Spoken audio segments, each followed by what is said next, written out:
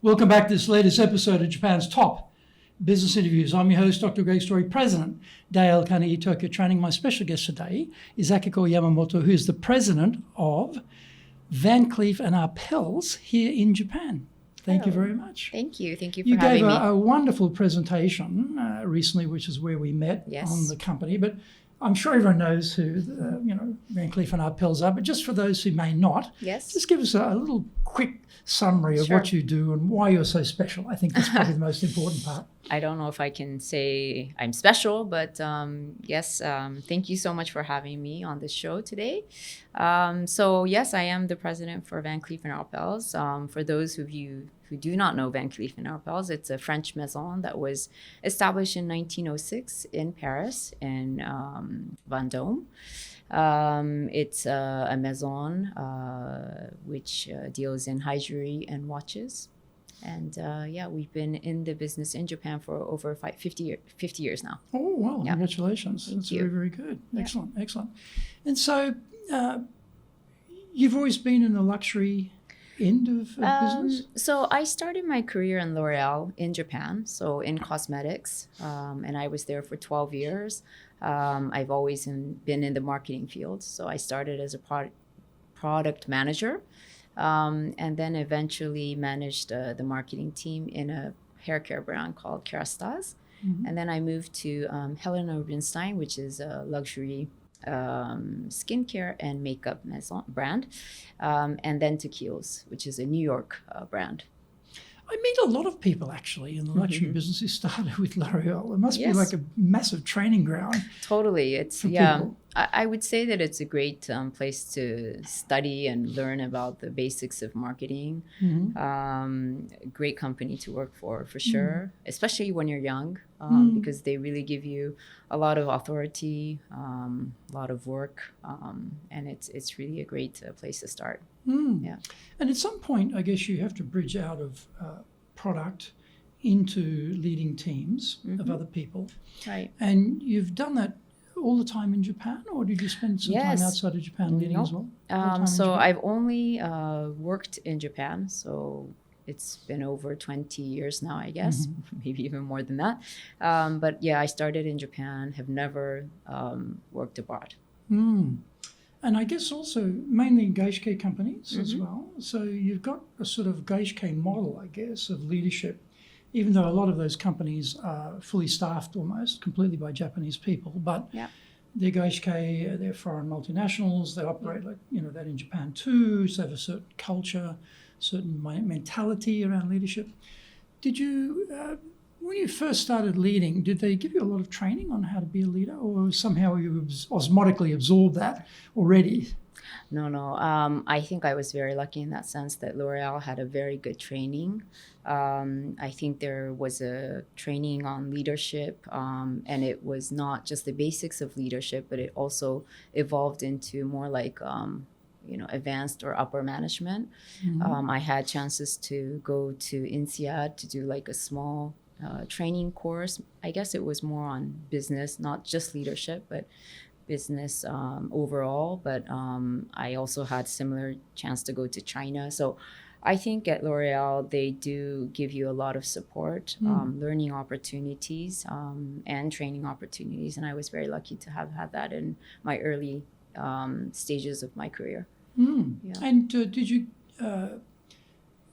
have an occasion where you're not just leading Japanese people, because there's a certain cultural affinity amongst Japanese, and concepts and language all unify each other as a group, but dealing with foreigners, you've got people coming from Europe all around the world, it's a different game. So at some point, did you actually get to a stage where you weren't just leading Japanese people, also leading non-Japanese? Good question. Actually, it's at Van Cleef that I started to work with and manage foreign employees. But in Japan L'Oreal, I only had Japanese team members. And the only foreign employees that I worked were basically in the headquarters. So it was more like counterparts or colleagues, or They've got your money. yes, exactly. Where's my budget? Exactly. Why? So Why can't you change it to suit Japan? We don't like this packaging or something. yeah, or my boss, I would say that that were foreigners. So I've never actually really managed, in that sense, a multinational team. And here now that I'm in Van Cleef, I have a few French employees, also other Asian employees, Malaysia, China. And so people listening to you on this video are going to be saying, wow, her English is so fantastic. Thank so you. explain to people why your English is so good. So yes, I had a chance to live abroad when I was small. My father worked in the U.S., so I lived with my family in the U.S. for about 6 years when I was in elementary school. So I probably sound American. Trust me, you Yes. sound American. But after those 6 years, I came back to Japan when I was 12. I went to junior high school, university in Japan. And then I pursued a master's degree at the University of Edinburgh. So I restudied again English. Absolutely no trace of a Scottish accent Not whatsoever. at all. Not at I can all. hear. Yes, not at all. But yeah, so I spent a year abroad. So that kind of helped, obviously, my English. And then I actually had a Canadian boss at Van Cleef for the first 5 years. So he didn't speak English. He didn't speak Japanese. So that was when my English muscles really, was kind of strengthened. Yeah, I really appreciate his support. Yeah. It makes a big difference, doesn't it? It does. So when you think back when you first started leading people, Yeah. And since that time, because you've had a number of leadership roles you mentioned over different companies Right. and different periods of time, and they're mainly Japanese people. So what things did you find helped you to get people engaged to follow you? Because when you're in a team and you're a producer of the work output, and the headquarters or bosses, they recognize, oh, she's very productive, she's a very good worker, we're going to make her the team leader. We're going to make her the section head. And then, you suddenly become the section head. You've got to actually get people to follow you as a section head, particularly if they're in the same section, which is a bit of a nightmare. If it's a new section, that's maybe a bit easier. But what things have you found over the years from when you sort of started leading till now, which you think back, you think, you know what, that's worked well for me to engage people to follow me? One thing that is very maybe specific in my case is that I've always started off in a different role and kind of advanced in my career. So I never was put on the spot, maybe except for the marketing manager role that I came in here for, but I was always leading a team and then evolving within that team. So in a way, I already had people that I knew in my team. They were once maybe my direct reports. Now they're not maybe, but I kind of evolved in the same role, I would say. So the good thing that I've had that helped me was probably the trust that I had already built with the team members. So I knew always that I had people that I could trust within my team. So for me, what has worked probably is being, in a way, approachable. Because I think when you're a leader, people start to put a bit of distance with you, because they feel like, okay, maybe she's now the boss or she's now, the president, that, I can't say things to her. And what I try to do is really build on that trust that I had built over the years and retain or continue that relationship I had with them. So nothing changes really, because you don't really change. Your position may change, but as a leader you don't really change as a person. So I always try to really manage and sustain that relationship I've had.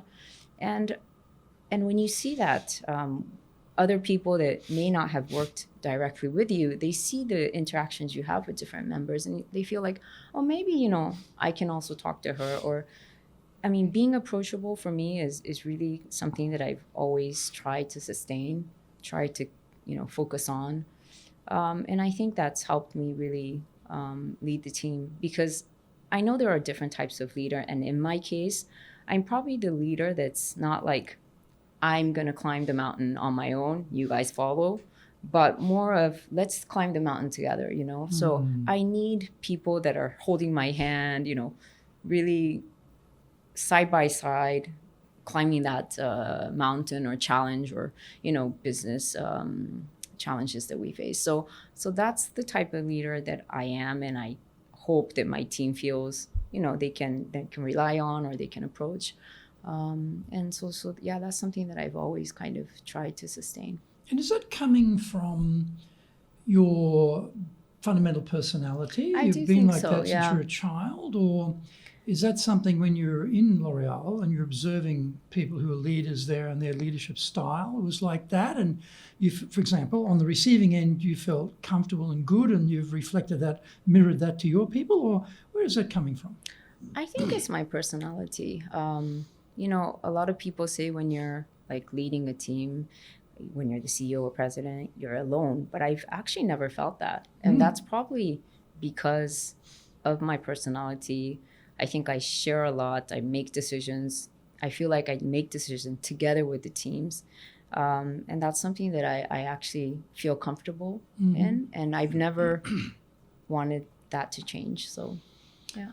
Well, Japan's also a very consensus-oriented decision-making system and society. So having, I guess, if you're working in Japan, being the sort of nail that sticks out, go, go, go, ambitious, take that hill no matter how many people die type of personality, that doesn't really gel that well with Japan, does it? Yeah. And getting people to follow up that hill to die is like, no, I'm not going up. Good luck, you know. So that probably is a natural play. But think about people who may not have that personality, and we're talking to me now, by the way, giving me advice here. If I'm not naturally structured like that, and I'm not naturally structured like that, I'm more, let's go, we'll take that hill, we'll all die, but we'll take the hill. What advice would you have for people who may be a bit like me, who are a bit, you know, hard-driving, ambitious type of people, to be effective in Japan when the Japanese prefer a more consensus orientation? I mean, spending time with the team is something that, you know, you probably should do at the beginning, because, as you say, sometimes Japanese people like to have that consensus, or like to have, you know, that understanding of where we're heading towards.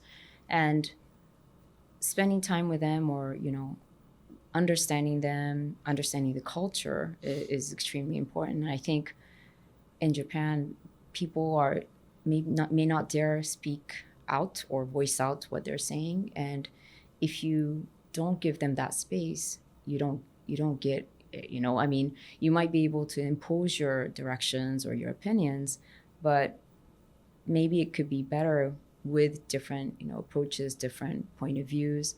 And so I think spending time, taking giving the space for people to speak up is something that I would definitely encourage. What about in terms of idea generation? Because often, and I'm guilty of this, right? I'm older than my team members. I've been in a number of different industries. I've worked in different organizations. I read English, absorb English, so I absorb a lot of information coming to me from around the English-speaking world, which is vast. And I get lots of ideas, a bit of an ideas guy, and I you know, happily doing that. And then I have to remind myself that they've all got ideas too. And if I'm the only source of ideas around here, we're not tapping into the full potential of this whole team. And I have to remind myself to get their ideas as well, as opposed to just, I got my idea and let's go. So what have you found has worked well to get, and it sounds like you sound very consultative in your approach to people, what have you found worked well to get ideas from people to bubble up? They have the confidence to put their idea up, because in Japan, generally speaking, people worry about failure, they worry about being, you know, ridiculed for a dumb idea. They worry about taking responsibility for an idea. They prefer to keep a low profile. They don't necessarily want to, you know, engage in that level. So to get them to do that requires a lot of trust, as you talked about. What's worked well to get ideas from people? I think one thing that I've really noticed is that people are not comfortable in speaking in a big group.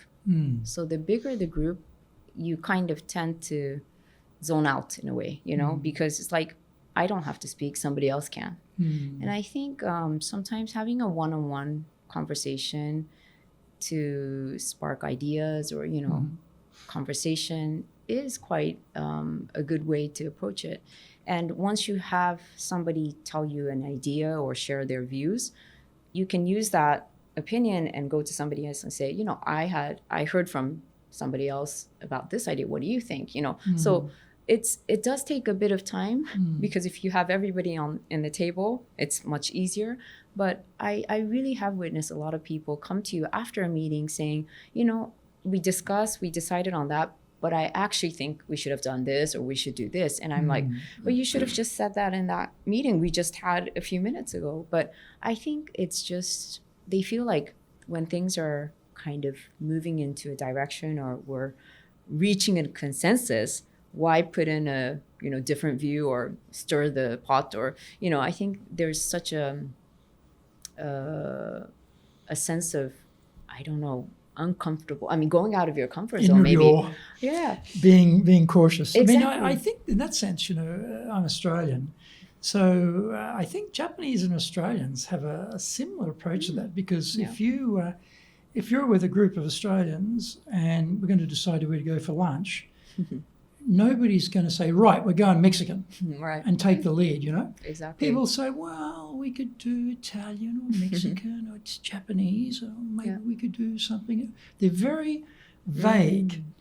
They don't lead with an opinion because they don't want to seem to be bossy and bossing everyone around. They just want to sort of, you know, get some feelers out there and, again, come to a consensus. Very similar to Japanese in a way, very actually. similar, Yeah, and although I guess in an Australian context, when we get into the meeting room, no one would be sitting there going, right, so-and-so is older than me, so-and-so joined the company before me, so-and-so's a higher rank than me, so-and-so's a man or a woman. They don't do that. Like they get in there, it's opinions on the table, debate it. You know, they're not scared to debate. But they're also not, I think, like the Japanese, a little bit more consensus-driven, feel out how people feel, get the sense of the, you know, groups thinking and then agree to, even if they don't want to, if they go and have Mexican, they actually want Japanese, they'll go with the Mexican. If that's what the group wants, they'll go with it. So they're not going to say, we must have Japanese. They're not going to do that. So similar. And what about, you talked before about, you know, talking to people. That sounds like nemawashi to me. You know, typical, nemawashi, right? Talk to people, lobby for things, get opinions, draw opinions in, filter the opinions, polish the opinions, go back out, which is very, in many ways in Japan, very time-consuming. And for a lot of Westerners, they might think, man, that's too time-consuming. I'll just tell them what to do much quicker. We get back to work fast. But the difference there is, I think, everyone's on board. You know, they're actually on board with the decision. There's not going to be any stalling or coming back later and arguing the point individually or, you know, reluctance or even sabotage. I don't get sabotage in Japan, but you know what I'm saying? They're not enthusiastic, where this, I think, tends to lead people to a more enthusiastic embrace of something we've collectively agreed because I've already been consulted. I feel my voice has been heard, which is faster, you know, in the ultimate scheme of things, probably that's faster. And what about trust? Because you talked about trust in the team helped you to be the leader that they'd follow. How did you build the trust before you were a leader, and how do you build the trust after you became the leader? Good question. I mean, I think, you know, being genuine or, you know, being who you are in a way, even in a professional context, usually helps in building trust. And maybe, you know, I can't hide myself. So I'm just, you know, like this probably personally as well. So that came natural for me. But I think, you know, leading by example is something that usually builds trust or helps build trust. And I think when you treat people the way you want to be treated, you know, that is a way to demonstrate who you are, what your values are, and that, you know, ends up in building trust. So I think it's just, you know, that kind of normal thing you would do to a friend or family, you know, that you show them that you respect them, or you acknowledge their work, or, you know, you thank them for their contributions. So it's just these, I think, small things that make a difference, because at the end we spend so much time working, you know. Yeah. And I think it's better to have a good relationship than a bad one. And it's, I think those small things, you build on that, and at the end you have a good and, you know, trusting relationship. So you come across as very calm, and I think that a lot of Western people are quite explosive in leadership roles. I've experienced that with some very, very senior people losing their temper and really going right off the edge, which I always think is never going to work in Japan. It may work somewhere else, but not going to work here. Although I have to laugh, I have Philippe Jardin has been on this podcast. He's a good guy, a French guy, and he was also at L'Oréal. And he told me they had, when he was in France, they had the in French, they call it the confrontation room. I thought, geez, wow, confrontation room. That sounds pretty aggressive, you know. Yeah. But that French debate aspect of their culture, the critique aspect of their debate. And, you know, whenever we have, and we had some French people actually in one of my classes recently, and we were talking about feedback. And I had to explain to them and say, well, listen, I understand about the French education system, but Dale Carnegie, no critique. We give good, better feedback here, no critique. So forget that French education. You've got to change what you're doing here, because they do have that. They're encouraged to be debating and critical and analytical, etc., right? Yeah. Which perhaps works tremendously well in France. Not going to work so well here, but you seem to me to be extremely calm. And that's possibly a nature of your personality type. You've always been like that, which I think fits into Japan very well, because, you know, I can think of a couple of rooms I was in where the president just completely lost his temper, and I know that, and I think I was the only non-Japanese in that room. Everybody else in that room, well, I thought so too, just thought he's a child, because he couldn't control his own temper. You know, like, you're a child. You know, you might be the president, but you're a child. Maybe he thought it was macho. I don't know. Early thought, but I think that that aspect of Japan is important. So just for people who may not have been brought up that way, like him, came from New York, very, you know, Wall Street, very rambunctious, hard driving, combative sort of, you know, guy.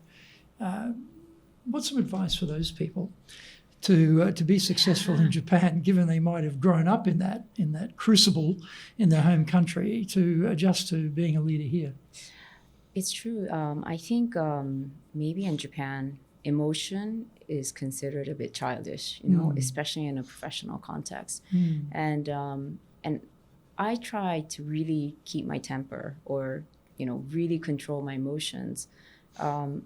One, because of this context of the Japanese culture, but second, because I'm also a woman, maybe, because I think sometimes women are considered a bit emotional, you know. Men can be strong, but women are hysterical. Exactly. So I don't want to be considered as a hysteric person.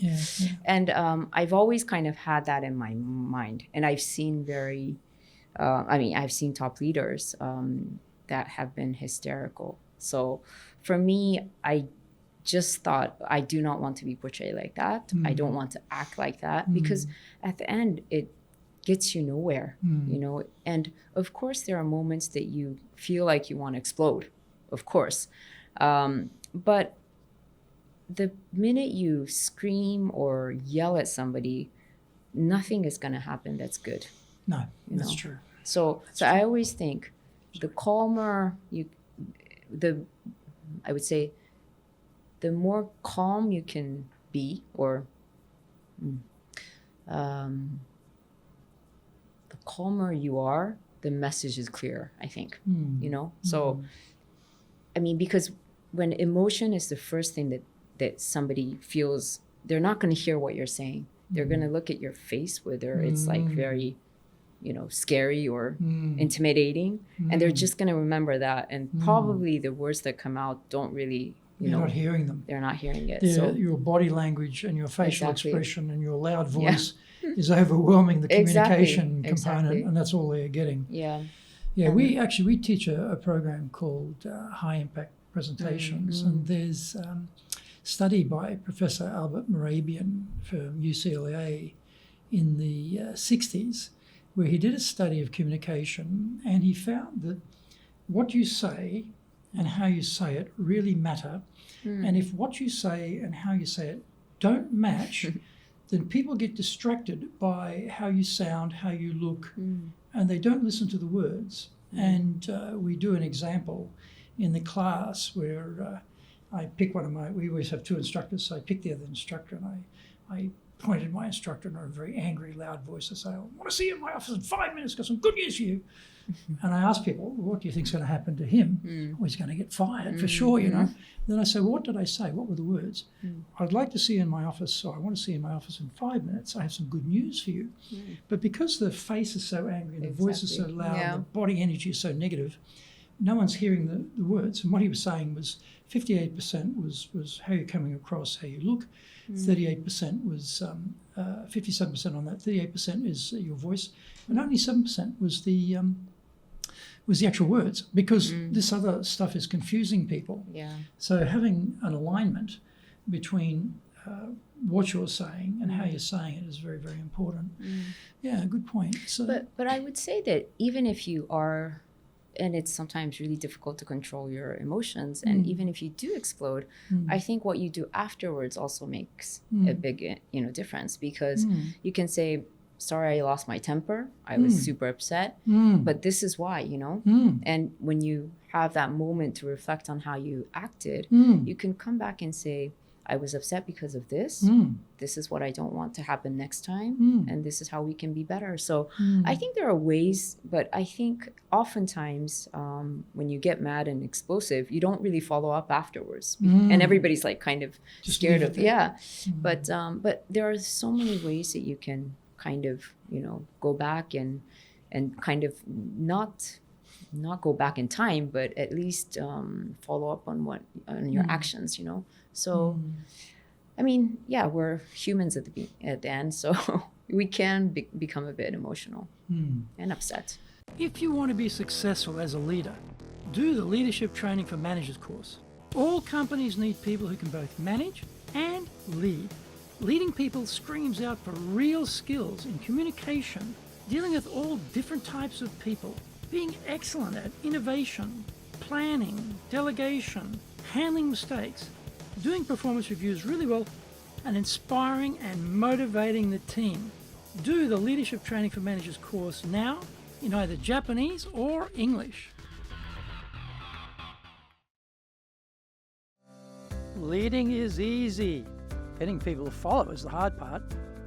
That is a great quote from Yogi Berra.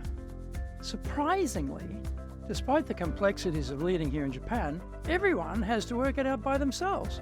Foreign leaders want practical, applicable, expert advice. This is now available for the first time in history. Grab your copy of Japan Leadership Mastery on Amazon today and avoid the mystery, trial and error, especially the errors. So what about culture? Now, you have company culture, big umbrella. Then we're in Japan. So you have the Japanese version for the company culture, because they have to fit together. If the company culture doesn't fit Japan, this company is going to be out of business. No one will stay. No one will want to work there. So they have to sync somehow. And then you have Yamamoto Akiko culture, which is you. And you run this team and every other team you've had, I'm sure, based around how you like things to run, what you want, what you expect, how you want people to be seen, how you want the work to be produced, how you want people to get on together, how you want the communication piece to be done. The whole, and particularly from a marketing background, usually marketers have got some pretty strict ideas around how they want things to come out. So you've got these three layers of culture. What have you found has worked well to create the culture that you want, that fits in, with the Japanese culture and fits in with the corporate culture? For me, I mean, especially at Van Cleef, we have a culture of care and respect. Care is actually one of the values of our maison. And I think that really resonates very well with Japanese culture. So, you know, respecting others or, you know, caring for each other. These are really, you know, fundamental values. So let me intervene there. Yeah. I see lots and lots of companies Mm-hmm. with the vision, Mm-hmm. mission, Yeah. usually 5 values. Yes. And I often see cases where no one even can remember Right. the vision at all. Right. And I test this, like, 30 leaders, leadership training, take the thing off the wall, turn it around, hide it. Yeah. What's the vision of this company? Nobody. Yeah. What's the mission of this company? Nobody. 5 values, 30 people, they get 2 or 3 values. That's Yes. it. So I ask myself, well, leaders, Yeah. if you can't remember it, how on Where's the earth can you teams? lead it and live it? And how can you transmit that to the Yeah. people? Because the people at the top of this organization all imagine Yeah. that this goes right to the very bottom and everyone's Yeah. on board with this and they're doing it, right? Yeah. So you always have that issue around the words, Yeah. but actually living the words. So Yes. when you say care is an important value here, if I was new to this company, Yeah. how would I know that was actually true as opposed to something on a piece of parchment behind glass hung on a Of wall? course, of course. I guess, you know, coming back to my earlier point, it's really about leading by example or, you know, making sure that you act on these values. And for example, it's such an easy example, I would say, is like we always start with dear XX-san, you know, dear Yamamoto-san, dear Greg-san. When you're writing something, you mean? Yes, in an email, you know, and it's always "Otsukare-sama desu." You know, you start with that, and there's never, and I would say rarely, an email that starts from "This is what I want you to do," or you know. They're the emails I write. Yes. Seriously, Yes. they're the emails I write. Yeah. And then before I send it, I stop and I go back in, and the first words I always write are "thank you." Yeah. I Or made hello, that my thank you. Yes. discipline and habit because I'm very driven. So I'm like straight into the core business, get to the point straight away, go, time Yeah. is short, get to the point. But then the human connection's not there. So I go back and I say, well, thank you. And then, you know, blah, blah, blah. And then get Exactly. into the main point. I've had to teach myself that to try and round things out a bit because there's all too many sharp corners before. So, Yeah. yeah, And that's I've learned really important in Japan as well, right? Yes, Every yes. I mean, maybe too much extreme in the Japanese way of writing, you know, emails and, you know, letters, but you hear that. You hear Yeah. that. Like classic is with the Geishke company, you know. Yeah. They sometimes get us to come in and teach English, not grammar, not Yeah. vocabulary, but how to be more confident and speak up in English. Because Japanese often get the eikaiwa lessons. Yeah. And they got all the grammar, they got all the vocabulary, all that's great, but they don't use it because they're Right. scared of making a mistake. So we Yeah. try and work on that. And one of the things we try and teach people is don't be afraid of mistakes. Yeah.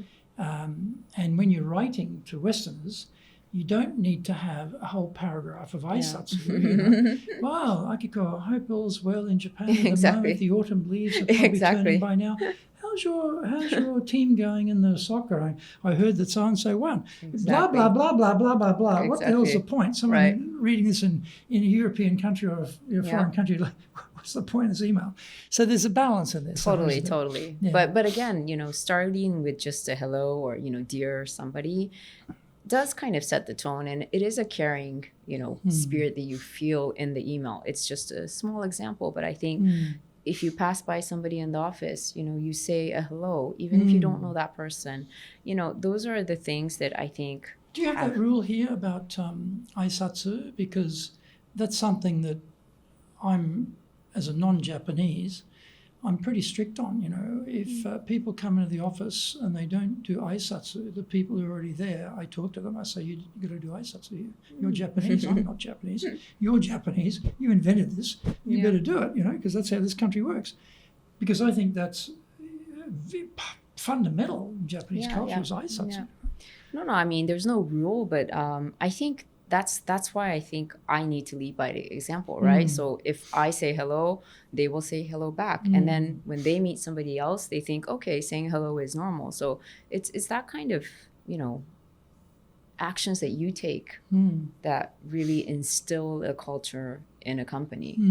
And so those are, some things that I really, luckily the Maison has that kind of value that they feel that is a very important value here globally, and it resonates well in Japan. So, and also, I guess you've got people working in the Maison. Yeah, we're dealing with wealthy clientele, and so you've got to have a culture of care.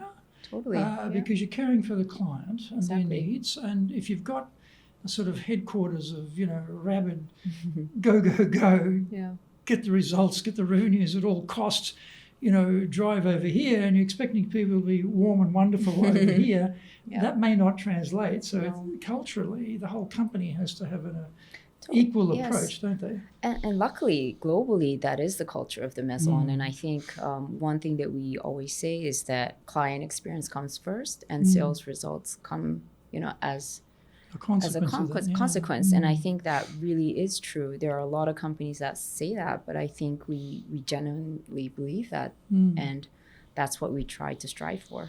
Yeah, I like that. Richard Branson is often quoted as talking about, if you don't take care of your people, how on earth are they going to take care of the clients? And I think I've never worked in Virgin or any of his companies, but that's my impression that's he's living what he says, and I presume that's how they work. But I think that's from a productivity point of view, highly productive, as opposed to people might think, hard-nosed, go for it, drive, squeeze out every ounce of blood from that stone, leaving nothing on the table.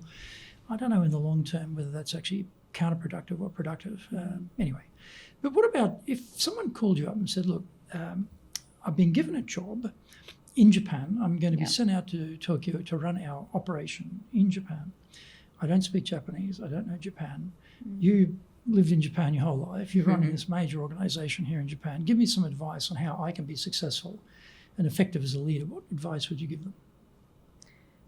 Obviously take your time to understand your team, the culture, the ways of communication. Because they get on the plane with their boss's words ringing in their ear. Smith, for example, with Smith, you got to turn things around in Japan. If you don't, you're gone. Now get to work, So they've got that ringing in the ear and they get on the plane. So they arrive. They're like, whoa, I got to get going. So what's the time period? Because you and I might have a different time period concept to them.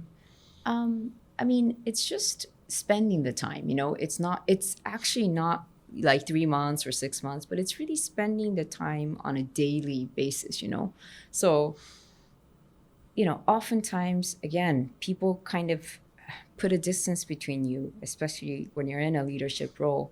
If you're a foreigner, you have another layer of that because of, language issues, especially if you don't speak the language. So which they normally don't. So they certainly can't read. Exactly. So there's already a distance. So I think you need to be, again, approachable. So you need to be willing to learn, or willing to hear, or willing to understand. And I think that attitude is what is really important. And I think that's one advice, just be reachable, approachable.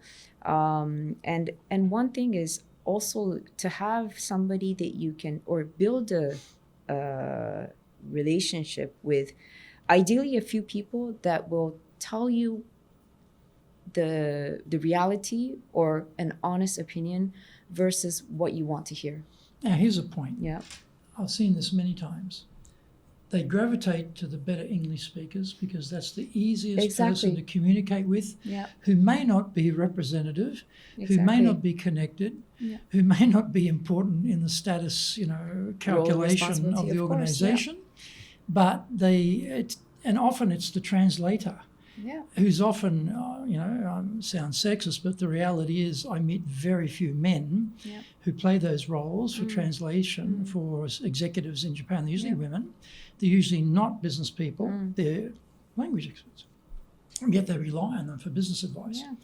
that always amazes me. Yeah. So how should they get around that problem of not relying on the secretary / translator who may not be the ideal person to establish that type of trust with? Maybe, hire a translator that can be that person. You want to directly probably address your members, right? Your team members or your business partners, So one thing I would say is that for sure, if you can't communicate, have somebody that can help you communicate, because otherwise it's a struggle just to get your point across or your question across. And for that person, you're talking to also to give you that honest opinion or point of view. So, rely on whatever source you can, because as you say, having those people that give you that honest opinion is so much more important than having English-speaking team members who give you a part of what the business is or what the context is or what the situation is. So, and normally they're relatively junior. Could be. I mean, relatively, someone who's got sad to say, but an English speciality is probably come in from outside, and they may not be at a very high level, and they may not be exposed to a lot of things going on in the company. They may have some biases themselves. They may enjoy power. Suddenly they've got power, they've got boss's ear, and they elevate themselves, at least while the boss is in town. They get on a plane and leave. Things probably, the knives probably come out pretty quickly. What else would you give them in terms of advice? Should they learn Japanese? As a French learner, I would say no, because it's so, of course it's nice to speak and at least to say hello or, daily conversation, be able to speak Japanese would be great. But being a learner myself, I do feel that it's so difficult to get to a level that allows you to communicate in another language. So maybe, great if you can, and if you have the skills, perfect. But it's not that easy to acquire a new language. Especially if you're only here for 3-4 years. Yeah, exactly. I often draw the metaphor of we've got where we're sitting in your office. People can't see it, but we've got a beautiful view of the moat around the Imperial Palace, and I often think that when you arrive in Japan, it's like it's a warm moat. You're placed in the moat, and it's surrounded in this deep fog, and you can hear sounds, but you can't make out any shapes. And after a couple of years, the fog lifts a little bit, and you can see, that's an island, or that's a sunken, tree trunk, or that's a curve in the river, or whatever it might be. And after about 3-4 years, the fog starts to lift, and then you're on the plane to the next job, Yeah, so you never really have that much luxury to get the clue on how to run things here, to enjoy the time to run it with the knowledge, because they whisk you off somewhere else. Either because you've done a lousy job or you've done a great job. Either way, you're gone, But I would say making the effort does make a difference. So I'm not saying that you shouldn't learn Japanese. You should learn Japanese, but you shouldn't expect to be fluent in it and to be able to, completely understand and exchange in Japanese. But I think the effort is always appreciated. I think, saying a few words in Japanese kind of eases up, that atmosphere with your team members, and they really appreciate that extra effort you make. So it's a new thing for me. Until the appearance of the Sanseito Party, which I'd never even heard of till this recent upper house elections, I never felt any stigma or a feeling of being uncomfortable as a foreigner in Japan. But this has really lifted, how foreigners behave in Japan, how they fit in with Japanese culture. So now we have an actual person in government whose job is to, harmonise that. So I think having an ability to be polite in Japanese with people in cabs and in restaurants and whatever it might be in retail, I think that pressure was never there before. No expectation was there before, but I think this is a change now. I feel it's a change. And I certainly know myself, I am much more conscious to be polite. I don't think I was ever impolite, but I'm much more conscious purposely to be polite I speak in Japanese to people who serve me because I don't want to be tarred with that brush that the Sanseito is trying to tar a lot of foreigners with. So I think there's a definite change. So if you're coming here now, I think you should definitely learn some words. And be of polite. course, for sure. Think about you've been leading teams for a long time. You talked before about female leadership. Talk a bit more about that. If there are some ladies out there who, and we often hear this, that they don't put their hand up for leadership positions. True. They don't put themselves forward. Yeah. And I have to tell you, the biggest group I get of people who reject to be a guest on this show comes from Japanese women. Oh, they are by far the biggest group of refusers. And I think part of that is lack of confidence about being a leader. Yeah. This is not some theoretical exercise about leadership theory here. This is all about your experience. Yeah. But nevertheless, they say no. And I think that's a shame. So I'm happy that you agreed to speak about this and also speak about if there are ladies who are sort of coming up and they've got a possible chance to become a leader, what words of encouragement, what advice would you have for them to step up? I would say that I really share, their struggles because honestly, I never imagined myself in this position. As you say, I was not ready to raise my hand, and I actually had to raise my hand for this position. And why was that? Let's going back to think about what was going on in your mind that you just said, I don't want to put my hand up. I'm not capable of being a leader. I'm not seen as a leader. I can't be a leader or whatever.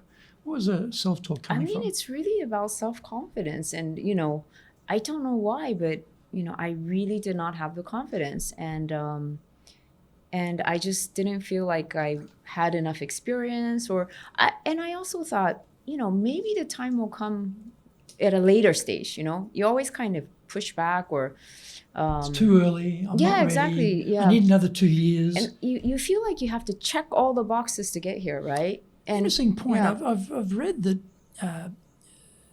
in Japan, anyway, and possibly not just Japan, but in Japan, female potential leaders feel if they don't have 90% of the job description nailed, not just roughly, but nailed, they shouldn't apply. Whereas men, 50, 60% will give it a go, much more cavalier about it. Maybe, try it, see what happens, I'll take a risk.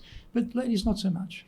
So how do we get over that? How do we get them to think you don't have to have 90%? The guys only got 60 and they're going to get the job. Why shouldn't you? You got 61, you should get it, Totally. I think, again, there's no perfect leader. There's no perfect human being. So that's the way to think about it, right? Because even if you are selected and even if you are in that position, you're still not perfect, You make mistakes. You need the support of others. And one thing that I realized being in this position is that you're not alone, right? You can only get your job done with the help of others. You really need a lot of people's support. And in a way, I feel like a president role or a CEO role, you expect it to be super lonely, that you're alone, you have to do everything yourself. But in reality, you can't do everything. You can't do anything in a way with... Well, once upon a time, I think you could, when I first started work, the people who were the bosses were the people who'd done every job in that section or that business and had experience. They knew every facet of the business. They were on top of the technology, very limited technology, nib pens and ink at that time type of thing, Yeah. But not today.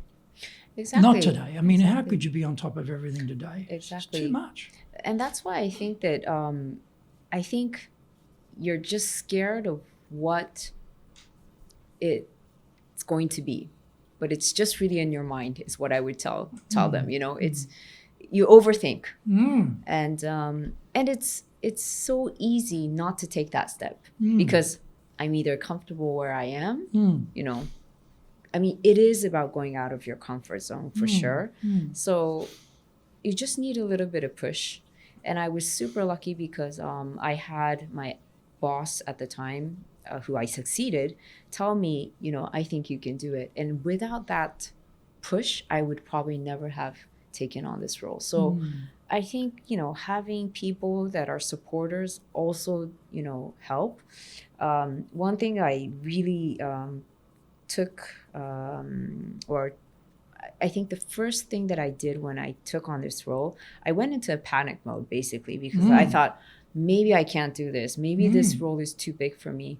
And what I did was I started to focus on my strength, and I just kind of forgot about my weakness, because the minute you start to think about, I can't do this, I don't know this, I feel like I'm incapable, And then when you focus on what you've achieved in the past, your strengths, sometimes you get that confidence. What were those strengths that you focus on? What did you see as your strengths in that, being able to pivot yourself or leverage yourself into a bigger, much more complex role than before? But I just went to think about what I had achieved in my role as marketing communication director or as a marketing manager. I had people that trusted me. I had team members who said they really enjoyed working with me. So I went back to all the memories I've had and thought of the good moments I've cherished, and together with the teams, I really felt that confidence, and I know that I can. I'm a good team worker. I knew I had the trust of HQ. So those things that really kind of I forgot when I was focusing on my weak points. I reflected on that, and I thought, okay, maybe I can do this. Maybe it's just one additional or few additional things I have to cover. Yet I've done probably a good job in what I did in the past. So how, maybe I can do it in this new role, So it was really about self-motivation, really trying to find that confidence within yourself. And, just not overthink too much. I think we get imposter syndrome pretty quickly, pretty early in these sort of situations where we're stepping up because we focus on what we can't do and what we don't know. And what you've talked about actually is a very important step to actually reflect on what you do know and what you can do. And I also think, too, you talked about your boss helping you. One of the things in the past, I think, why men tended to sort of automatically, so to speak, slip into leadership roles. They always had a male patron who then they were loyal to the patron, and the patron brought them with them on the way through, have their lieutenants who were all men, and so they got the way to the top, and women were never in that group. So was your boss a man or a woman? It was a man. Right? So that changed. There was a change there that women could have a patron who could take them to the higher levels as well, which I think is just probably a change in society, I think. Also. One additional thing is that, I've been super lucky to have worked in, first cosmetics and then here in jewellery, watch maison, is that there are a lot of women in leadership roles. And my first boss in the marketing team in L'Oreal was a woman. I had many women leaders and role models. And I have one manager that I still look up to, that she was kind of my role model. And I think for me, she probably was a guiding model that I always saw. She had a family, she had, a child, she was, balancing work and a private life. And for me, I realized that, maybe I can do that like her. If she can do it, maybe I can. So having that kind of role model in your life is definitely a game changer. The person that, pushed my back was a guy, but still, I think,